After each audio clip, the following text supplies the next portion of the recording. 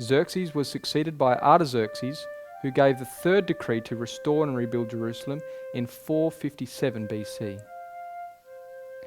After his death, Medo-Persia continued for another 93 years, ending with Darius III, who lost the kingdom to Alexander the Great in 331 BC.